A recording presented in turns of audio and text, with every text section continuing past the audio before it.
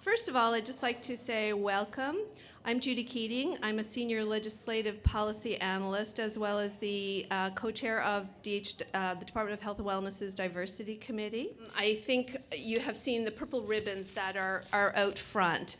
And a lot of people wearing purple this week, and that's in remembrance of Loretta Saunders, who was tragically murdered and doing some very valuable work. So this is a great loss for our community, and one of our committee members was a dear friend of Loretta's, and I'd like Crystal Tobin to come up and say a few words about Loretta. One of Loretta's favorite quotes was, "Speak the truth, even if your voice shakes." My name is Crystal Tobin, and I am a very proud member of the Department of Health and Wellness Diversity Committee, and a friend of Loretta's and her beautiful families. Thank you to each and every one of you here today wearing purple, in memory of Loretta, and for standing up against violence against women. Loretta Barbara Grace Saunders was a young, promising, strong Inuk woman. She was an honors student at St. Mary's University here in Halifax. She went missing on February 13th from her Halifax apartment complex. Loretta was a vigilant advocate who was fighting for justice, attention, and respect to the all too silent issue of missing and murdered Aboriginal women. She was pouring her heart and her hard work into an honors thesis, speaking to the issue about Aboriginal women and equality. In a cruel irony, Loretta and her unborn child became one of the missing and then murdered women that she was writing about. Tomorrow, March 8th, Loretta will be laid to rest in her home community of Happy Valley, Labrador. Tomorrow is also International Women's Day, and the theme to commemorate this year's events is Inspiring Change. In true Loretta fashion, how fitting that there's a silver lining here, that she will shine on this special day as she is laid to rest. We can honor her memory and her legacy by going forth in our everyday lives, inspiring change, through getting involved with the continuation of Loretta's work, to continue to advocate for justice to the over 800 missing and murdered Aboriginal women in our country. No more stolen sisters or brothers. In memory of my dear friend Loretta, you are gone, but you will never be forgotten. Nakumek.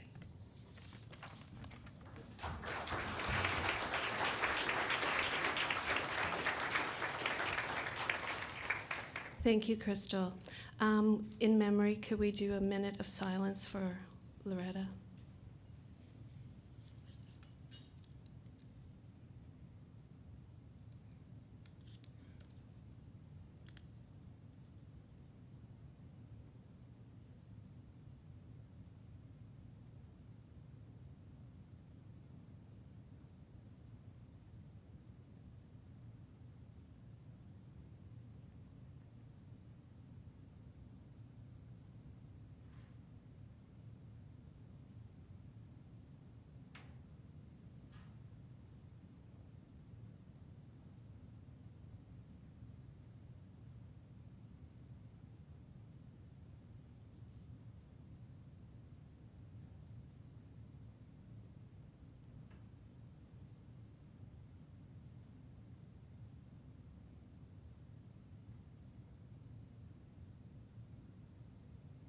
Thank you, everyone.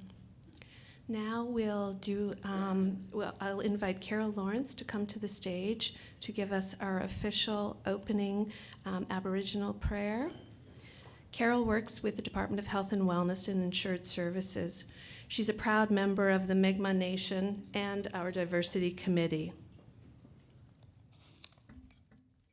This morning, my opening prayer is going to be the the Sacred Seven Prayers by Noel Knockwood, and if you could please stand. Quay.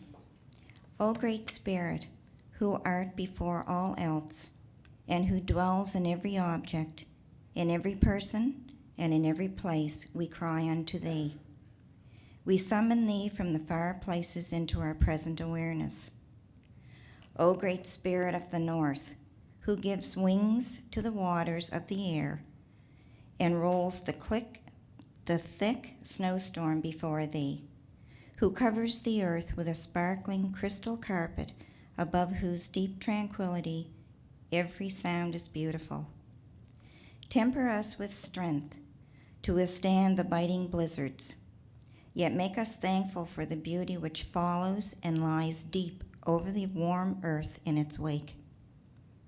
O Great Spirit of the East, the land of the rising sun, who holds in your right hand the years of our lives, and in your left the opportunities of each day. Brace us that we may not neglect our gifts, nor lose in laziness the hopes of each day and the hopes of each year. O Great Spirit of the South, whose warm breath of compassion melts the ice that gathers around our hearts, whose fragrance speaks of distant springs and summer days. Dissolve our fears, melt our hatreds, kindle our love into flames of true and living realities. Teach us that he who is truly strong is also kind. He who is wise tempers justice with mercy. He who is truly brave matches courage with compassion.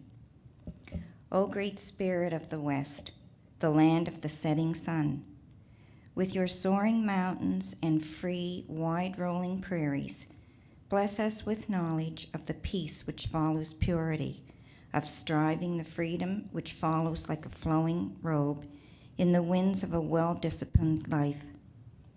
Teach us that the end is better than the beginning, and that the setting sun glorifies not in vain.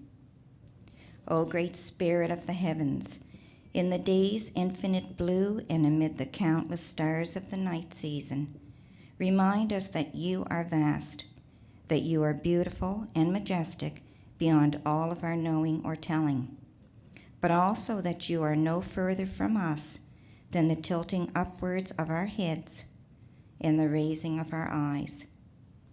O Great Spirit of Mother Earth, beneath our feet, master of metals, germinator of seeds, and the store of the earth's unreckoned resources, help us to give thanks unceasingly for your present bounty.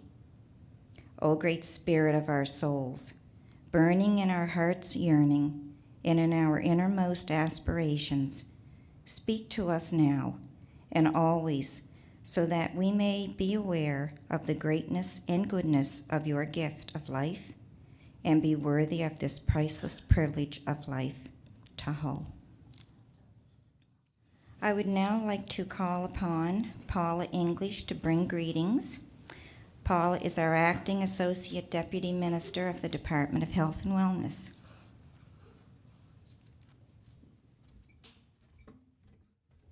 Good morning, everyone. Thank you, Carolyn, for that wonderful prayer to get us started on this day of reflection and thought and giving us seeds to action. And Crystal, thank you for your very articulate words about your friend and colleague. And you said it in such a clear way, and your voice only shook a little bit, and it was lovely. So thank you very much for those words. So good morning, everyone. I'm pleased to have been invited to give some opening remarks this morning and to see such a good crowd of people that have gathered together to think about all the things that we do need to think about today. So it's great to see so many people. This is our 4th annual Health Equity Forum, and I think that we're getting stronger and making more progress every year. At the first forum, we delved into those issues around mental health and mental illness as it relates to immigrants, refugees, gay, lesbian, bisexual, and transgender groups. At the second forum, we worked on the deliverables within the province's Domestic Violence Action Plan. And last year, we really focused on what some of those promising practices were in the district health authorities and the IWK pertaining to diversity, cultural competence, and health equity. So this year, we're going to tie all those themes together in the things that we've been working on for the last number of years with a focus on community collaboration. There are many changes that are going to be happening within our health system in the next year. Lots of things happening on the landscape. And I think that it's ever more important with those changes coming that we all work closely together and build on the trust and the relationships that have been developing and that are going to be needed to serve Nova Scotians better into the future and across their diversity. So we need to continually strengthen our partnerships to ensure that everyone gets the health services that they deserve and that they need. And this means the authentic inclusion of communities in supporting healthier populations. And it also means that professionals that are committed and who are committed to building the necessary cultural competencies to respond to health issues and equities are going to be so important within our system. And I know that that includes you in this room today. So one of our jobs at Health and Wellness is to embrace opportunities for collaboration with you and also to support you to do the same with each other across the province. I think that we all know that through collaboration that we add up more than the sum of the parts, and that in working together, we're actually able to build the capacity that we need for diversity policy, planning, service delivery, and many other things within our system. As I see the people across the table, I know that we have people that have come from across the province, from different agencies, from the DHAs, from the IWK, and it's that grassroots collaboration and working together that's going to make the difference. I hope that you see that us hosting this forum demonstrates the commitment here in the Department of Health and Wellness to help lead improvements with you in the delivery of health service to Nova Scotians across the diversity. And of course, your attendance here demonstrates your commitment to doing the same. So thank you to everyone for coming. I want to also acknowledge the Diversity Committee and the work that they've done in bringing this group together, and I'd ask you to take a minute and join me in applause as we thank them in advance of the work that they've done. It takes a lot of work to organize these forums and the educational and policy initiatives that they lead throughout the year. So I hope that you have a very productive day.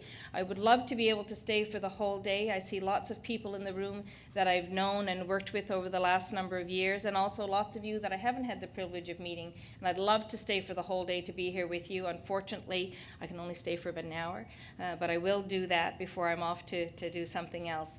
So welcome, have a good day, and I look forward to hearing all about it at the end from Sharon in terms of what's been accomplished by the end of the day. So thanks very much. Now it is my pleasure to introduce Sharon Davis Murdoch. And Sharon is our Special Advisor to the Associate Deputy Minister for Diversity and Social Inclusion with the Department of Health and Wellness, and also our Diversity Co-Chair. Good morning, everybody. Good morning, everybody. Good morning. Thank you. Thank you so much for being here to share our 4th annual Health Equity Forum. It's pretty, that always makes me feel so good to say that every time after the first one, you know, our second, our third, our 4th. It's great. So we appreciate the great support from the Department of Health and Wellness so that we can do this. And the acting ADM, Paula English, and our leadership at the department. As mentioned by acting ADM English this morning, this year the forum will recognize and support better and promising practices in community collaboration that embeds diversity, health equity, and cultural competence in the health system. We are so fortunate today to have presentations from so many aspects of diversity and the intersection of identity that impacts the social determinants of health. We are also really fortunate to have all of you here to participate in sharing your important feedback on how to adopt or adapt these practices in your work with communities across the province. Now, you'll have to forgive me for quoting Oprah, Oprah fans may like it, but others may not. But as she would say, there are some things we know for sure. So at this time in Nova Scotia, when our health system is evolving, we know for sure that the strength of community collaboration is valued as a top priority in the province. We know for sure that community health boards and community-based organizations have a role to play as participants in policy development. And we know for sure that the work and thinking that we do today will not be in vain. It will inform our practices. It will help us understand how to build trust with one another and to find common ground and maybe even a shared vision for what we want health equity to look like in Nova Scotia. So this year, we did build in a bit more time for information sharing and discussion about strategies. And in doing that, yet we have not neglected to bring you informative and inspirational presentations on many, many subjects. And in doing that, we're spanning the journey to health equity. And we know that that includes diversity, inclusion, cultural competence, cultural safety, and the intersection of how those connect to one another. As well, we have an arts presentation for you to enjoy after lunch, and I know you will. We also encourage you to visit the community news board at the back and to look at the information that's around. We have received some of that information and are pleased to share that with you at the forum today. So in our Nova Scotian tradition, I want to learn the Gaelic for this, and if Lewis, my colleague, was here, I'd get him to come up and say it, but I will learn it at some point, and that is the 1,000 welcomes to you. And to please, I want you all to enjoy our day together.